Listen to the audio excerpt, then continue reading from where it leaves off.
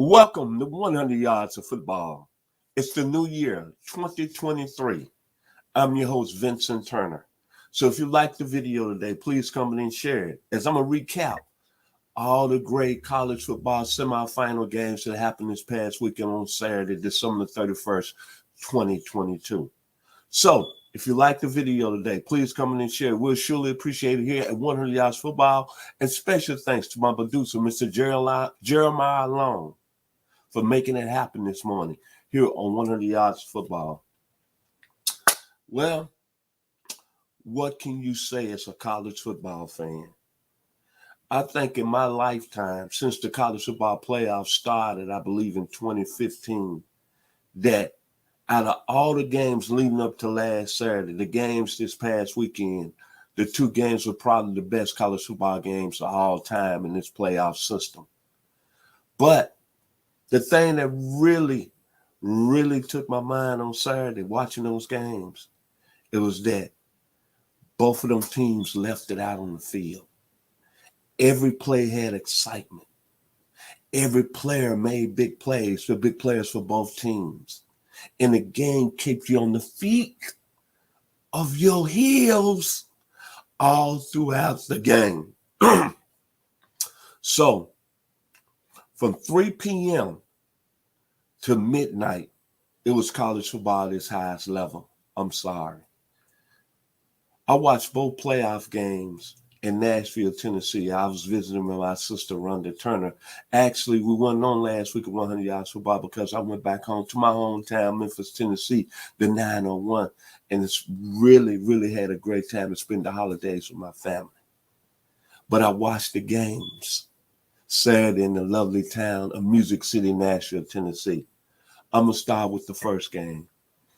The TCU Horned Frogs and the Michigan Wolverines.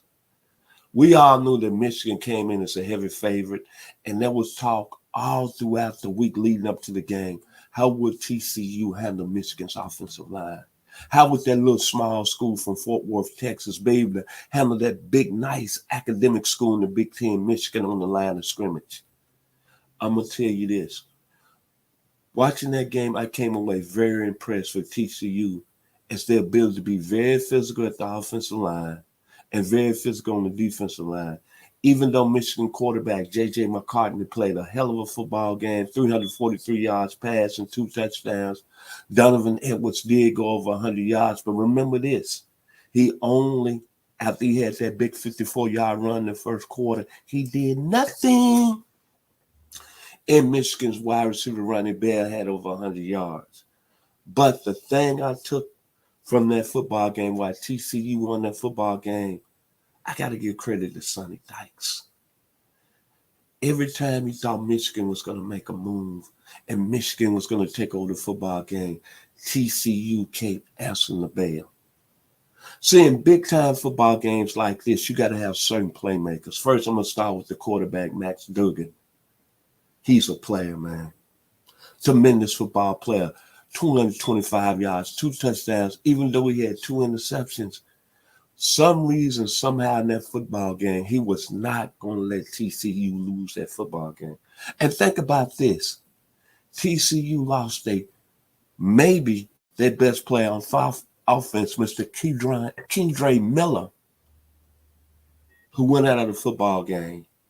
And it was very limited. But when you look at the Horned Frogs, and I always say big-time players playing big-time games. Mr. Duggan played at a high level, but Mr. Quentin Johnston, a lot of people are saying it's the best receiver in the NFL draft and be the first receiver pick. I think looking at his performance on Saturday, I think we cannot argue 6 receptions, 183 yards, 1 touchdown. He's going to be a problem for the University of Georgia as I get ready to talk about the Bulldogs from Ohio State. He played very well. Can we say, hey, Will Jeffries too? Can we say Mike Quick too? Big, fast, strong.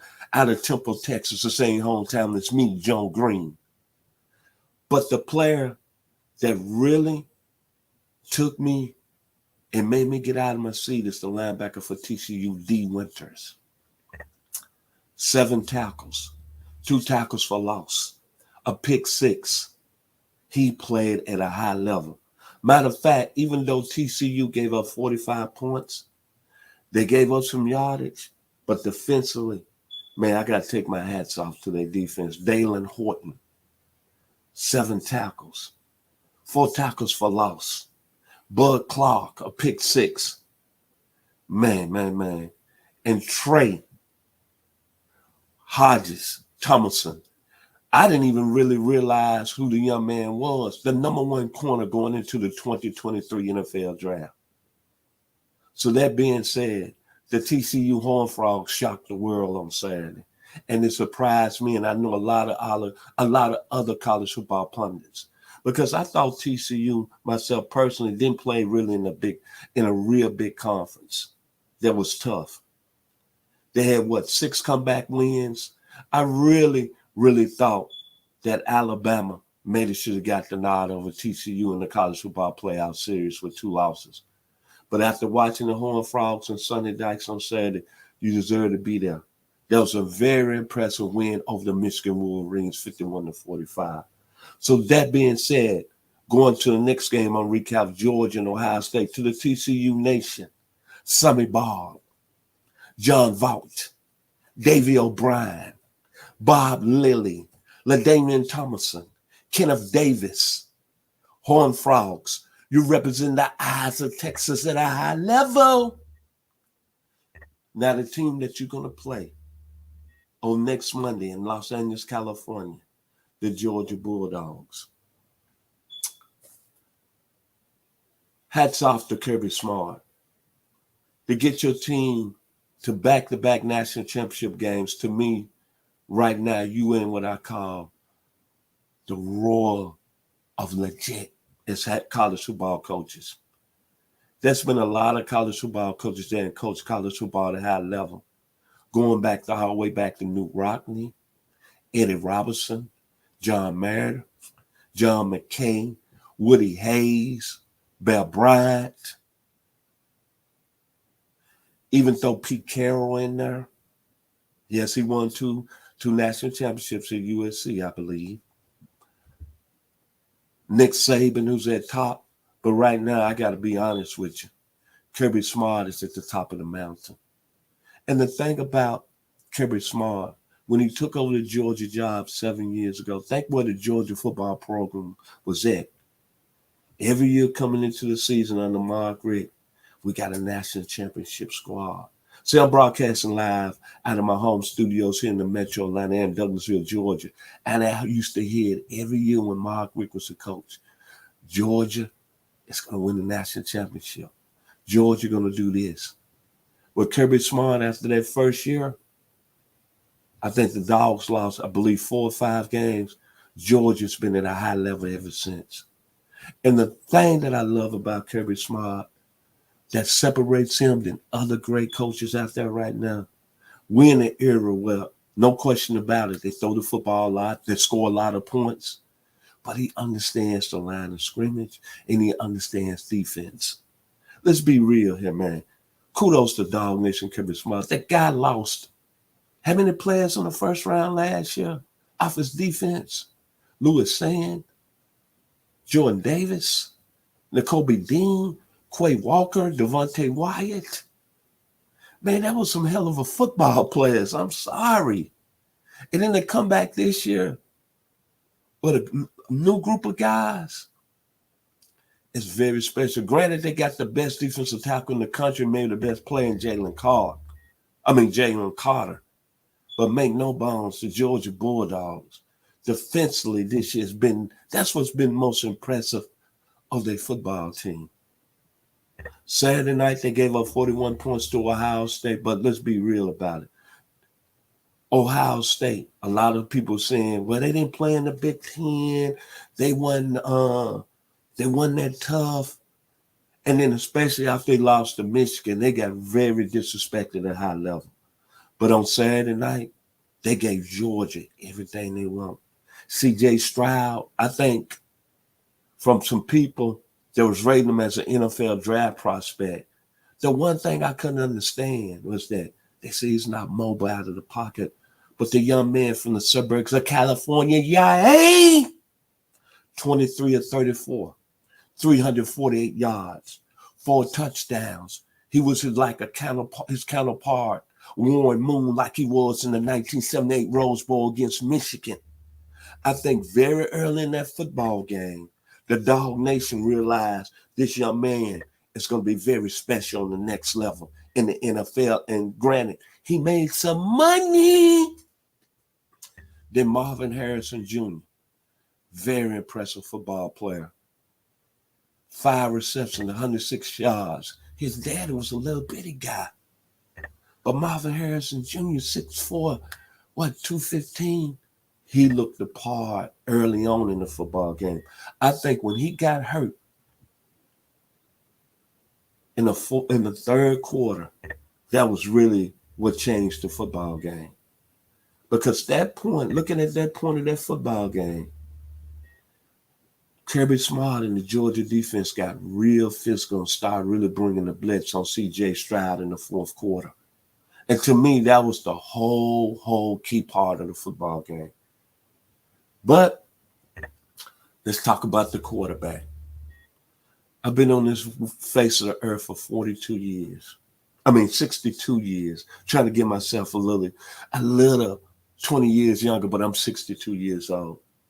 I followed this great game of college football every 6 years old. My first game, Notre Dame, Michigan State, Jimmy Ray with Michigan State, Alan Page with Notre Dame, Rocky Bleier. Saw O.J. Simpson in 1967, 7 years old. Didn't really know what I was comprehending, but I know the young man from Galileo High School is going to be a phenomenal football player. Then after that, watching the 1969 Texas and Arkansas game, number 1 playing number 2. Then all the great players that played this game, Earl Campbell, Billy Sims, Tony Dorsett, of course, the great Herschel Walker from the University of Georgia, Hugh Green, Ray Lewis in Miami, Lawrence Taylor in North Carolina, and especially the quarterback position, the Manning brothers, Peyton at Tennessee, Eli at Ole Miss, Jim McMahon at BYU along with Steve Young when they were sending records, Doug Flutie at Boston College. Me being, 6 years old, watching the great Eldridge Dickey play at Tennessee State. But I got to admit this morning, out of all the football players that I follow in college football in my lifetime, in my history, Stetson Bennett goes to the top of my charts. And I tell you why. Not because he threw for 190 yards in the fourth quarter and 2 touchdowns. Not when he had a real string during that football game when he was 4 for 4 for 152 yards. It's because the young man was a walk-on. And you look what happened last year.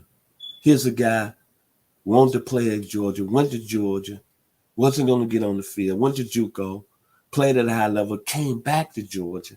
And let's be honest, at this time last year going into the season, he wasn't even going to really play. He was really third string. When he got the job last year, word on the street is that it was going to be Carson Beck to replace JT Daniels when he got hurt. But Carson Beck kind of ran his mouth and let it slip out. And Stetson Bennett got the job. And I was one person that constantly kept telling the audience, kept telling people here 100 yards for ball, that Georgia would not win with him. But look what he's done, man. It's been an unbelievable story. That's right. Movies should be made. It ain't no question about it. See, I go by big-time players, special players, playing big-time games when the lights are on.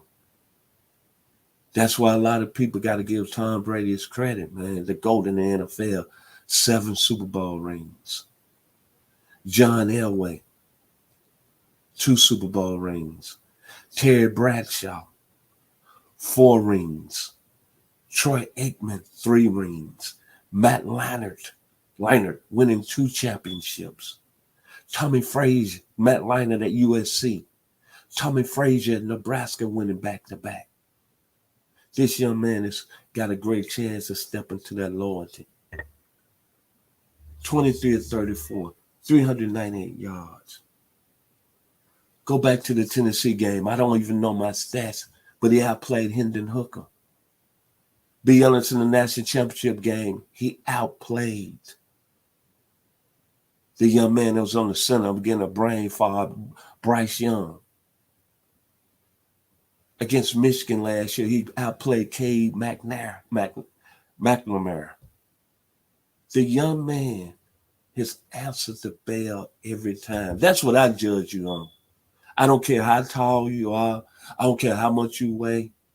But when you playing at this level and you playing major college football and you performing and then you going against all the odds. And even though he threw a pick early, in the second quarter of the football game, he bounced back. You saw him on the sideline.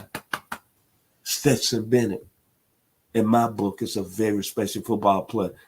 He wins on next Monday night.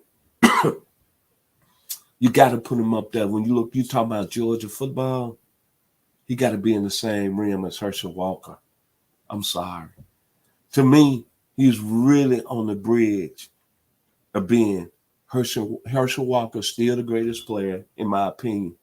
But Stetson Bennett's got to be. Herschel is 1A, Stetson Bennett is 1B.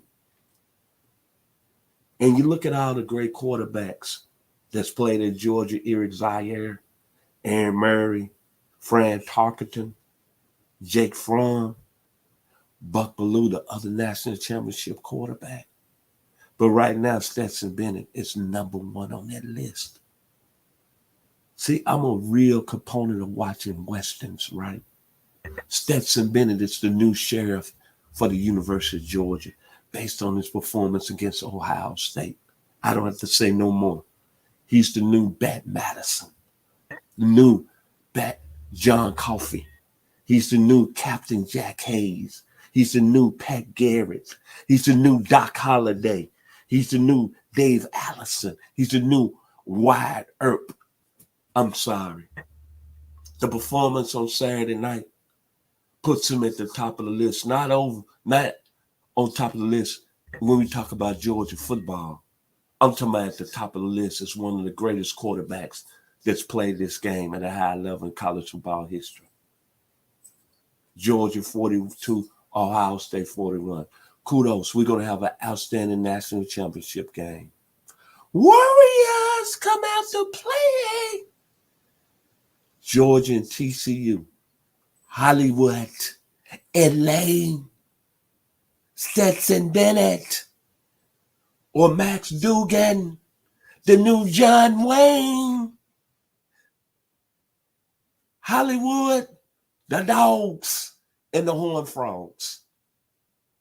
If you like the video today, please come in and share it. It's been an honor. It's been a pleasure to start out the new year, 2023, here on One of the Odds Football. And special thanks to our audience that follows at a high level. I cannot not really be proud. Please follow us on Believe, Spotify, and Apple Podcasts. We on all three platforms. We surely appreciate you. To my people here, 100 Yards Football, my producer, Mr. Jeremiah Long, that's making it happen this morning. To Mr. Bobby Butler, go Noles. Kudos to your big victory over the University of Oklahoma in the bowl game. And to my businessman, Mr. Ronnie Keebler, thank you so much. And to Mr. Mark Bass for your outstanding voice. And to a guy that was part of this team who made everything happen for us, Mr. Logan Landers, thank you. Thank you. And to Mr. Daniel Kelly, our NFL scout, thank you. 2023 is going to be special.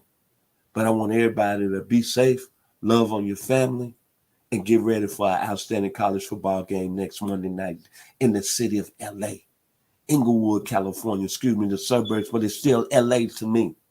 Who's going to be the next John Wayne when it's all said and done? Is it going to be the young man out of the University of Georgia, Stetson Bennett, or it is going to be Max Duggan of TCU? Y'all be blessed here on 100 Yards of Football. Warriors come out to play!